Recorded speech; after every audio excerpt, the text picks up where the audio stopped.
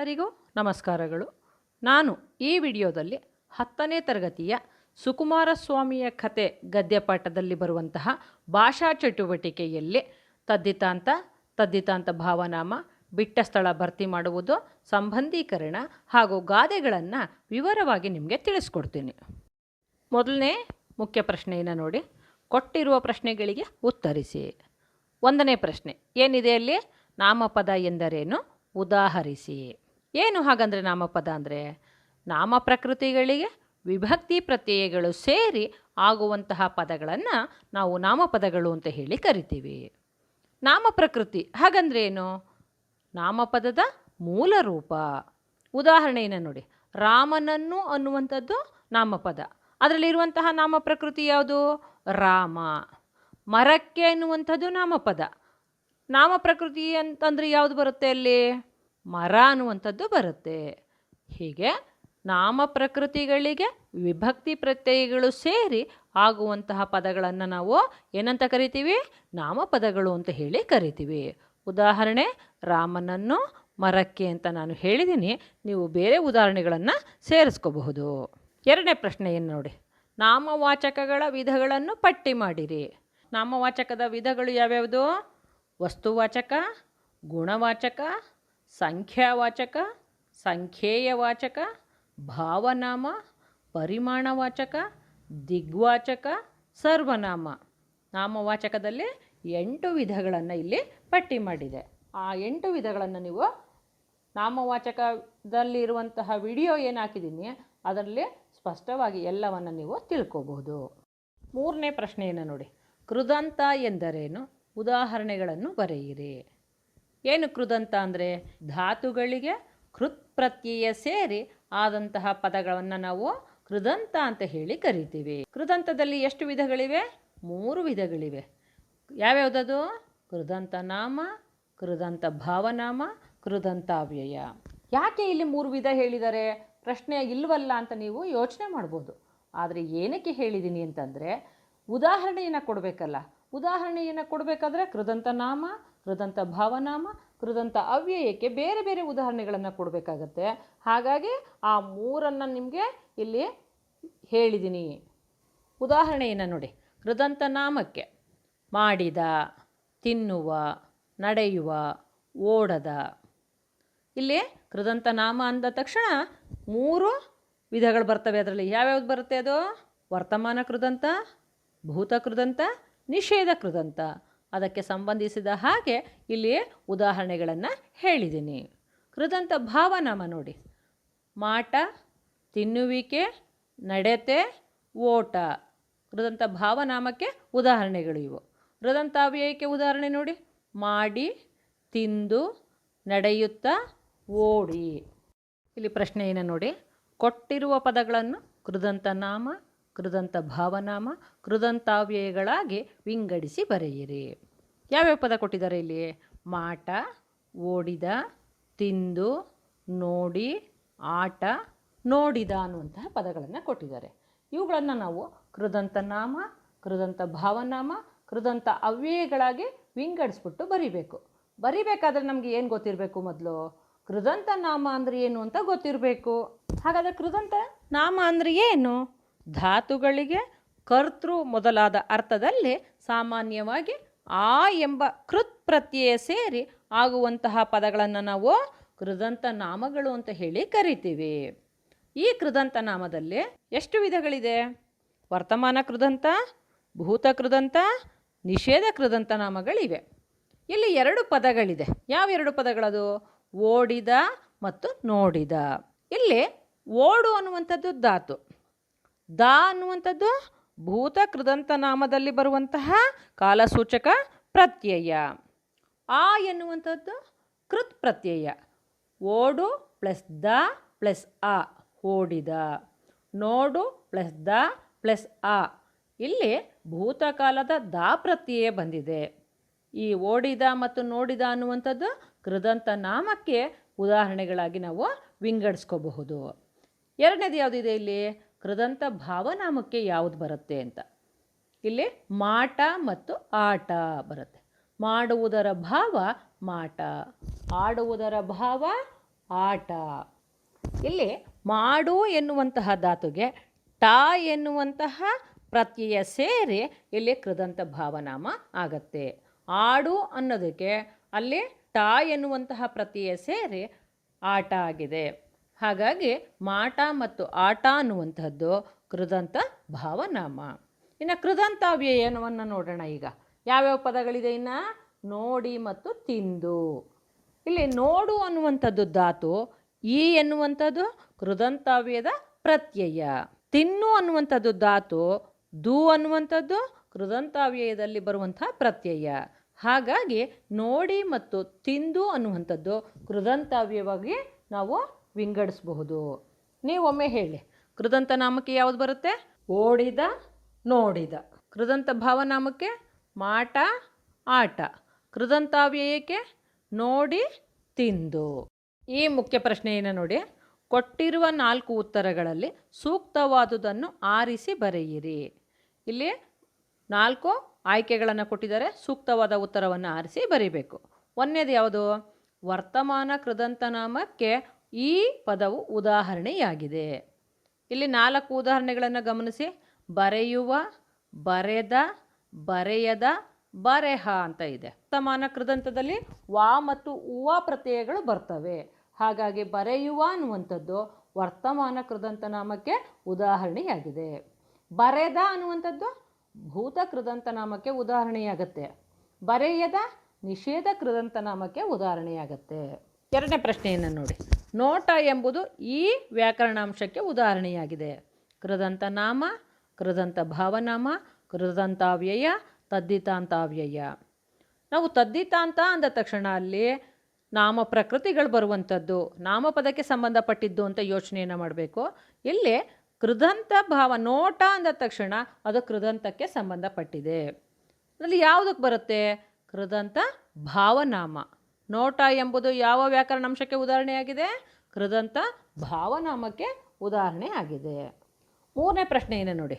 ಇವುಗಳಲ್ಲಿ ಕೃದಂತಾವ್ಯಯಕ್ಕೆ ಉದಾಹರಣೆಯಾದ ಪದ ತೊಡುಗೆ, ತಿನ್ನುವಿಕೆ, ನಡೆಯುವ, ಮಾಡಲಿಕ್ಕೆ. ಇಲ್ಲಿ ಅಲಿಕ್ಕೆ ಅನ್ನುವಂಥದ್ದು ಕೃದಂತಾವ್ಯಯದಲ್ಲಿ ಬರುವಂತಹ ಪ್ರತ್ಯಯ ಆಗತ್ತೆ. ಹಾಗಾಗಿ ಮಾಡಲಿಕ್ಕೆ ಅನ್ನುವಂತಹದ್ದು ಕೃದಂತಾವ್ಯಯಕ್ಕೆ ಉದಾಹರಣೆ ಆಗಿದೆ. ಇನ್ನು 3 ಪದಗಳಿದೆ ನೋಡಿ. ತೊಡುವುದರ ಭಾವ ತೊಡುಗೆ, ತಿನ್ನುವುದರ ಭಾವ ಇಕೆ, ತಿನ್ನುವಿಕೆ. ತೊಡುಗೆ ಮತ್ತು ತಿನ್ನುವಿಕೆ ಅನ್ನುವಂಥದ್ದು ಕೃದಂತ ಭಾವನಾಮ ಆಗುತ್ತೆ. ನಡೆಯುವ ಅನ್ನುವಂಥದ್ದು ನಡೆ ಪ್ಲಸ್ ಹೂವ ಪ್ಲಸ್ ಆ, ನಡೆಯುವ ಅನ್ನುವಂಥದ್ದು ವರ್ತಮಾನ ಕೃದಂತಕ್ಕೆ ಉದಾಹರಣೆ ಆಗುತ್ತೆ. ಇಲ್ಲಿ ಕೃದಂತಾವ್ಯಯಕ್ಕೆ ಉದಾಹರಣೆ ಯಾವುದು? ಮಾಡಲಿಕ್ಕೆ. 4ನೇದು ನೋಡಿ. ಲೋಕದೊಳ್ ಎಂಬುದು ಈ ವಿಭಕ್ತಿಯಲ್ಲಿದೆ. ಯಾವ ವಿಭಕ್ತಿ ಅದು? ಒಳ್ ಅನ್ನುವಂತಹ ಪ್ರತ್ಯಯವನ್ನು ನೆನಪು ಮಾಡ್ಕೋಬೇಕು ನೀವು. ಪ್ರಥಮ, ತೃತೀಯ, ಪಂಚಮಿ, ಸಪ್ತಮಿ. ಇದರಲ್ಲಿ ಒಳ್ ಅನ್ನುವಂಥದ್ದು ಯಾವ ವಿಭಕ್ತಿಗೆ ಸೇರುತ್ತೆ? ಸಪ್ತಮಿ ವಿಭಕ್ತಿಗೆ ಸೇರುತ್ತೆ. ಲೋಕದೊಳ್ ಎಂಬುದು ಈ ವಿಭಕ್ತಿಯಲ್ಲಿದೆ. ಯಾವ ವಿಭಕ್ತಿಯಲ್ಲಿದೆ? ಸಪ್ತಮಿ ವಿಭಕ್ತಿಯಲ್ಲಿದೆ. ಮುಂದಿನ ಪ್ರಶ್ನೆಯನ್ನು ಗಮನಿಸಿ. ಮೊದಲೆರಡು ಪದಗಳಿಗಿರುವ ಸಂಬಂಧದಂತೆ ಮೂರನೆಯ ಪದಕ್ಕೆ ಸಂಬಂಧಿಸಿದ 4ನೆಯ ಪದ ಬರೆಯಿರಿ. ಮೊದಲ ಪದಗಳಿಗೆ ಉತ್ತರ ಕೊಟ್ಟಿದ್ದಾರೆ. ಅದಕ್ಕೆ ಪೂರಕವಾಗಿ ಮುಂದಿನ 3ನೇ ಪದ ಏನಿದೆ ಅದಕ್ಕೆ ಪೂರಕವಾಗಿ ಉತ್ತರವನ್ನು ಬರೀಬೇಕು. ನೋಡಿ, ನದಿ, ಪರ್ವತ ಇವು ಏನಿದು? ರೂಢನಾಮ. ವ್ಯಾಪಾರಿ, ವಿಜ್ಞಾನಿ, ಅನ್ವರ್ಥನಾಮ. ಇದು ಎಲ್ಲಿ ಬರುತ್ತೆ ಯೋಚನೆ ಮಾಡಿ ನೀವು. ನಾಮವಾಚಕಗಳಲ್ಲಿ ವಸ್ತುವಾಚಕದಲ್ಲಿ 3 ವಿಧಗಳು ಅಂತ ಇದೆ. ರೂಢನಾಮ, ಅಂಕಿತನಾಮ, ಅನ್ವರ್ಥನಾಮ. ಅದರಲ್ಲಿ ಬರುವಂಥದ್ದು ಇದು. ಎರಡನೇದು ನೋಡಿ ಇಲ್ಲಿ, ನಾನು, ನೀನು. ಇದು ಪುರುಷಾರ್ಥಕ ಸರ್ವನಾಮ. ಯಾರು, ಏನು ಅನ್ನುವಂಥದ್ದು ಪ್ರಶ್ನಾರ್ಥಕ ಸರ್ವನಾಮ. ಇದು ಎಲ್ಲಿ ಬರುತ್ತೆ? ನಾಮವಾಚಕಗಳಲ್ಲೇ ಬರುವಂಥದ್ದು. ಸರ್ವನಾಮದ ವಿಧಗಳಿದೆ ನೋಡಿ ಇಲ್ಲಿ. ಪುರುಷಾರ್ಥಕ ಸರ್ವನಾಮ, ಆತ್ಮಾರ್ಥಕ ಸರ್ವನಾಮ, ಪ್ರಶ್ನಾರ್ಥಕ ಸರ್ವನಾಮ. ಕೇಳಿಕೊಂಡ್ರೆ ನಿಮಗೆ ಇದು ಚೆನ್ನಾಗಿ ಅರ್ಥ ಆಗುತ್ತೆ. ಅಷ್ಟು ಅನ್ನುವಂಥದ್ದು ಪರಿಮಾಣವಾಚಕ, 12 ಅನ್ನುವಂಥದ್ದು ಸಂಖ್ಯಾವಾಚಕ. 3ನೇ ಪ್ರಶ್ನೆ ನೋಡಿದ್ರಲ್ಲ ಈಗ ನೀವು. ಅಷ್ಟು ಅನ್ನುವಂಥದ್ದು ಏನು? ಪರಿಮಾಣವಾಚಕ. 12 ಅನ್ನುವಂಥದ್ದು ಸಂಖ್ಯಾವಾಚಕ. 4ನೇ ಪ್ರಶ್ನೆಯನ್ನು ನೋಡಿ. ಪೊಳಲ್ ಪದದ ಅರ್ಥ ಕೊಟ್ಟಿದ್ದಾರೆ ಅಲ್ಲಿ. ಏನದು ಪೊಳಲ್ ಅಂದರೆ? ಪಟ್ಟಣ. ಕಸವರ ಅಂದರೆ ಚಿನ್ನ. ನೀವು ಮತ್ತೊಮ್ಮೆ ಎಲ್ಲವನ್ನು ಒಮ್ಮೆ ಹೇಳ್ಕೊಳ್ಳಿ. ನದಿ ಪರ್ವತ ಅನ್ನುವಂಥದ್ದೇನು ರೂಢನಾಮ. ವ್ಯಾಪಾರಿ ವಿಜ್ಞಾನಿ ಅನ್ವರ್ಥನಾಮ. ನಾನು ನೀನು ಪುರುಷಾರ್ಥಕ ಸರ್ವನಾಮ. ಯಾರು ಏನು ಪ್ರಶ್ನಾರ್ಥಕ ಸರ್ವನಾಮ. ಅಷ್ಟು ಪರಿಮಾಣವಾಚಕ, 12 ಸಂಖ್ಯಾವಾಚಕ. ಪೊಳಲ್ ಪಟ್ಟಣ, ಕಸವರ ಚಿನ್ನ. ಕೊಟ್ಟಿರುವ ಗಾದೆಗಳನ್ನು ವಿಸ್ತರಿಸಿ ಬರೆಯಿರಿ ಅಂತ ಇದೆ. ಮೊದಲನೇ ಗಾದೆ ಯಾವುದಿದೆ? ಸತ್ಯಕ್ಕೆ ಸಾವಿಲ್ಲ, ಸುಳ್ಳಿಗೆ ಸುಖವಿಲ್ಲ. ಮೊದಲು ನಾವೇನು ಬರಿಬೇಕು? ಪೀಠಿಕೆಯನ್ನು ಬರಿಬೇಕು. ಈಗ ನಾನು ಪ್ರಶ್ನೆ ಮಾಡ್ತಾ ಹೋಗ್ತೀನಿ, ನೀವು ಅದನ್ನು ಉತ್ತರಿಸ್ತಾ ಹೋಗಬೇಕು. ಗಾದೆಗಳು ಯಾವುದಕ್ಕೆ ಸಮನಾಗಿದೆ? ವೇದಗಳಿಗೆ ಸಮನಾಗಿದೆ. ಗಾದೆ ಯಾವುದಕ್ಕಿಂತ ಒಂದು ಪಟ್ಟು ಮಿಗಿಲಾಗಿದೆ? ವೇದಕ್ಕಿಂತ ಒಂದು ಪಟ್ಟು ಮಿಗಿಲಾಗಿದೆ. ವೇದ ಸುಳ್ಳಾದರೂ ಯಾವುದು ಸುಳ್ಳಾಗಲ್ಲ? ಗಾದೆ ಸುಳ್ಳಾಗಲ್ಲ. ಹೀಗೆ ಹೇಳ್ತಾರೆ. ಇದು ಯಾರ ಅನುಭವದ ನುಡಿಮುತ್ತುಗಳು? ಗಾದೆಗಳು ಹಿರಿಯರ ಅನುಭವದ ನುಡಿಮುತ್ತುಗಳಾಗಿವೆ. ಬಿಂದುವಿನಂತಹ ಗಾದೆಯಲ್ಲಿ ಎಂತಹ ವಿಶಾಲಾರ್ಥ ಅಡಗಿದೆ? ಸಿಂಧುವಿನಂತಹ ವಿಶಾಲಾರ್ಥ ಅಡಗಿದೆ. ಅಂತಹ ಮಹತ್ವದ ಗಾದೆಗಳಲ್ಲಿ ಯಾವುದು ಒಂದಾಗಿದೆ? ಸತ್ಯಕ್ಕೆ ಸಾವಿಲ್ಲ, ಸುಳ್ಳಿಗೆ ಸುಖವಿಲ್ಲ. ಇಷ್ಟನ್ನು ಬರೆದ್ರೆ ನಿಮಗೆ ಎಷ್ಟು ನಂಬರ್ ಸಿಗುತ್ತೆ? 1 ಅಂಕ ಸಿಗುತ್ತೆ. ಈಗ ವಿಷಯವಂತಕ್ಕೆ ಬರೋಣ. ಪ್ರತಿನಿತ್ಯ ಮನುಷ್ಯ ಎಲ್ಲ ವ್ಯವಹಾರಗಳಲ್ಲೂ, ಪ್ರತಿನಿತ್ಯ ನಾವು ಮಾಡುವಂತಹ ವ್ಯವಹಾರಗಳಲ್ಲಿ ಹಲವಾರು ವಿಷಯಗಳನ್ನು ನಾವು ಹೇಳ್ತಾನೆ ಇರ್ತೀವಿ.